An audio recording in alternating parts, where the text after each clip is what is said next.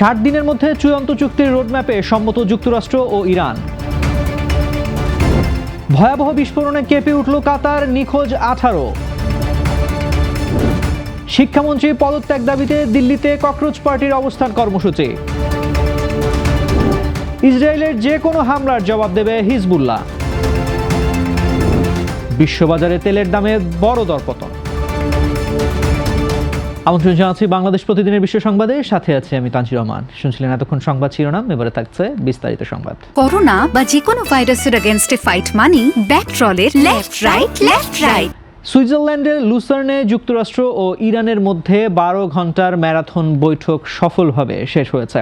কাতার ও পাকিস্তানের মধ্যস্থতায় দুই দেশ আগামী 60 দিনের মধ্যে চূড়ান্ত চুক্তিতে পৌঁছানোর রোডম্যাপে সম্মত হয়েছে। আলোচনা এগিয়ে নিতে পারমাণবিক নিষেধাজ্ঞা এবং বিরোধ নিষ্পত্তি বিষয়ে একাধিক সাবগ্রুপ ও হাই লেভেল কমিটি গঠন করা হয়েছে। সুইজারল্যান্ডে চলতি সপ্তাহ জুড়েই উভয় দেশের প্রতিনিধিদের মধ্যে কারিগরি বা টেকনিক্যাল পর্যায়ের আলোচনা অব্যাহত থাকবে।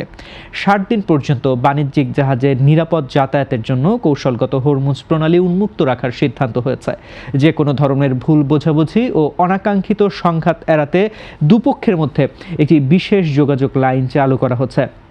লেবাননে সব ধরনের সামরিক অভিযান বন্ধ এবং যুদ্ধবিরতি কার্যকরের জন্য একটি ডিকনফ্লিকশন সেল তৈরি করা হয়েছে।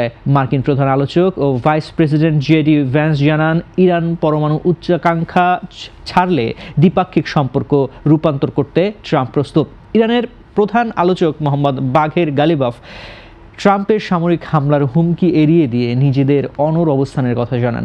অন্যদিকে ইসরায়েলি প্রধানমন্ত্রী নেতানিয়াহু উত্তর ইসরায়েলের সুরক্ষায় প্রয়োজনে দক্ষিণ লেবাননে সেনা রাখার ঘোষণা দিয়েছেন। হিজবুল্লাহ নেতা নাইম কাশেম দক্ষিণ লেবাননে ইসরায়েলি সেনাদের উপস্থিতির তীব্র বিরোধিতা করে আত্মরক্ষার হুঁশিয়ারি দিয়েছেন। এই ঐতিহাসিক শান্তি আলোচনায় মধ্যস্থতাকারী হিসেবে কাতার ও পাকিস্তানের শীর্ষ রাজনৈতিক ও সামরিক নেতৃত্ব সশরীরে উপস্থিত ছিলেন। মধ্যপ্রাচ্যের দেশ কাতারের বৃহৎ গ্যাস ক্ষেত্র রাস লাফানে এক ভয়াবহ বিস্ফোরণের ঘটনা ঘটেছে। রবিবার স্থানীয় সময় রাত 10:30টার দিকে ঘটায় আকস্মিক বিস্ফোরণে কেঁপে ওঠে রাজধানী দোহা সহ বিভিন্ন এলাকা। বিকট শব্দে ঘরবাড়ির দরজা জানালা কেঁপে ওঠায় সাধারণ মানুষের মধ্যে ভূমিকম্প বা নতুন হামলার আতঙ্ক ছড়িয়ে পড়ে। কাতারের স্বরাষ্ট্র মন্ত্রণালয় এক বিবৃতিতে জানিয়েছে, গ্যাস ক্ষেত্রের ভেতরে প্রযুক্তিগত ত্রুটির কারণে এই দুর্ঘটনা ঘটেছে। সর্বশেষ তথ্য অনুযায়ী এই শক্তিশালী বিস্ফোরণের ঘটনা এখন পর্যন্ত অন্তত 54 জন আহত হয়েছেন। এছাড়া ঘটনার পর থেকে এখনও 18 জন নিখোঁজ রয়েছেন বলে ল্যান্ডমার্ক গণমাধ্যম গালফ নিউজ ও সিনহুয়া জানিয়েছে। আহতদের উদ্ধার এবং নিখোঁজ ব্যক্তিদের অনুসন্ধানে দুর্ঘটনাস্থলে জোরদার অভিযান চালাচ্ছে কাতারের বিশেষ বাহিনী। তবে বিস্ফোরণের পর দুর্ঘটনাস্থলের বাইরে কোনো গ্যাস বা বিপজ্জনক পদার্থ ছড়িয়ে পড়ার ঘটনা ঘটেনি। ভারতের মেডিকেল পরীক্ষার প্রশ্নপত্র ফাঁস ও দুর্নীতির প্রতিবাদে কেন্দ্রীয় শিক্ষামন্ত্রী ধর্মেন্দ্র প্রধানের পদত্যাগের দাবিতে দিল্লিতে অবস্থান নিয়েছেন হাজারো তরুণ। সোশ্যাল মিডিয়া ট্রল ও হতাশ থেকে জন্ম নেওয়া জেনজি প্রজন্মের এই রাজনৈতিক আন্দোলনের নাম দেওয়া হয়েছে ককরোচ জনতা পার্টি। মে মাসে ভারতের প্রধান বিচারপতির এক মন্তব্যের জেরে বোস্টন ইউনিভার্সিটির গ্র্যাজুয়েট অভিজিৎ দীপকে এক্স হ্যান্ডেলে রসাত্মকভাবে এই আন্দোলনের সূচনা করেন। ভার্চুয়াল জগৎ কাঁপিয়ে দলটির ইনস্টাগ্রাম ফলোয়ার সংখ্যা বর্তমানে 22 মিলিয়ন পার হয়েছে, যা ভারতের বর্তমান সরকারি দলের চেয়েও দ্বিগুণ।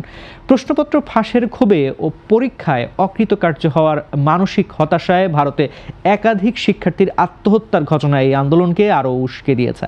দিল্লির ঐতিহাসিক যন্তর মন্তর চত্বরে তীব্র গরম ও পুলিশের বাধা উপেক্ষা করে হাজার হাজার চাকরি প্রার্থী ও শিক্ষার্থী দিনরাত রাস্তা ফুটপাতে অবস্থান করছেন। আন্দোলনকারীরা সাফ জানিয়েছেন, মোদী সরকারের গত 12 বছরের ইতিহাসে যা ঘটেনি, সেই শিক্ষামন্ত্রীর পদত্যাগ না হওয়া পর্যন্ত তারা আন্দোলনস্থল ছাড়বেন না। প্রায় 1.4 বিলিয়ন জনসংখ্যার ভারতে অর্ধেকেরও বেশি মানুষের বয়স 25 বছরের নিতে, যার ফলে কর্মস্থান ও পরীক্ষা ব্যবস্থা নিয়ে ক্ষোভ ব্যাপক আকার ধারণ করেছে। দিল্লি ছাড়াও মুম্বাই, বেঙ্গালুরু এবং নাগপুরের মতো প্রধান শহরগুলোতেও ককরোচ জনতা পার্টির বিক্ষোভ ও সমর্থনে তরুণ সমাজের সমাবেশ ছড়িয়ে পড়ছে। যুদ্ধবিরতির চুক্তি অমান্য করে লেবাননের দক্ষিণাঞ্চলে ইসরায়েলের লাগাতার হামলার তীব্র নিন্দা জানিয়েছেন হিজবুল্লাহ প্রধান নাইম কাশেম। হিজবুল্লাহ প্রধান সাফ হুঁশিয়ারি দিয়ে বলেছেন, ইসরায়েলি বাহিনী যুদ্ধবিরতি লঙ্ঘন করে যে কোনো হামলা চালালে তার দাঁত ভাঙা জবাব দেওয়া হবে। লেবাননের অভ্যন্তরে ইসরায়েলি বাহিনীর কোনো ধরনের নিরাপত্তা অঞ্চল বা সেফ জোন তৈরির পরিকল্পনাও সম্পূর্ণ প্রত্যাখ্যান করেছে হিজবুল্লাহ। কাশেম জোর দিয়ে বলেন, লেবাননের মাটিতে ইসরায়েলি সেনাদের অবস্থান করা অসম্ভব এবং সার্বভৌমত্ব রক্ষায় তারা লেবানন সেনাবাহিনীর সাথে সহযোগিতা করবেন। গত বৃহস্পতিবার যুক্তরাষ্ট্র ও ইরানের মধ্যে সমঝোতা চুক্তির প্রথম শর্তেই লেবানন সহ সব ফ্রন্টে অবিলম্বে সামরিক হামলা বন্ধের কথা হয়েছিল। এমনকি শুক্রবারও যুক্তরাষ্ট্রের পক্ষ থেকে দাবি করা হয় যে ইসরায়েল এবং হিজবুল্লাহ উভয় পক্ষই যুদ্ধবিরতি মেনে চলতে আনুষ্ঠানিকভাবে রাজি হয়েছে। তবে সমস্ত চুক্তিকে বুড়ো আঙুল দেখিয়ে দক্ষিণ লেবাননে ইসরায়েলি বাহিনীর আগ্রাসন, ব্যাপক ক্ষয়ক্ষতি ও প্রাণহানির ঘটনা অব্যাহত রয়েছে। অন্যদিকে ইসরায়েলি কর্মকর্তারা দাবি করেছেন যে লেবাননের যে কোনো হুমকি মোকাবেলায় তাদের সেনারা স্বাধীনভাবে সামরিক পদক্ষেপ নেওয়া জারি রাখবেন। সুইজারল্যান্ডে মার্কিন ইরান উচ্চ পর্যায়ের আলোচনা সফলভাবে শেষ হওয়ায় বিশ্ববাজারে অপরিশোধিত জ্বালানি তেলের দাম উল্লেখযোগ্যভাবে কমেছে। ইরান তেল ও পেট্রোকেমিক্যাল রপ্তানির উপর থেকে নিষেধাজ্ঞা শিথিল বা বিশেষ ছাড় পাওয়ার ঘোষণা দেওয়ায় বিশ্ববাজারে সরবরাহ সংকট কেটে যাওয়ায় স্বস্তি ফিরেছে। আন্তর্জাতিক বাজারে বেঞ্চমার্ক ব্র্যান্ড ক্রুডের দাম 1.90%, $1.53 কমে প্রতি ব্যারেল $79.04 নেমে এসেছে। মার্কিন ওয়েস্ট টেক্সাস ইন্টারমিডিয়েটে ক্রুডের ভবিষ্যৎ সরবরাহ মূল্য ব্যারেল প্রতি 55 সেন্ট কমে $75.30 দাঁড়িয়েছে। এর আগে বৈঠকের শুরুতে ট্রাম্পের সামরিক হুমকি এবং হরমুজ প্রণালী বন্ধের খবরের জেরে তেলের দাম এক লাফে $82.30 উঠেছিল।